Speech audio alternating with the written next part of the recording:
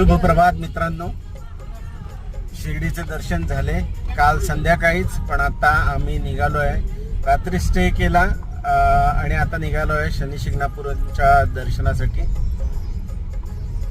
शनी महाराजांचे दर्शन घेतल्यानंतर मग तिथून रस्त्यात अजून काय करता येईल तर बघूया, नाहीतर मग त्यानंतर घरी.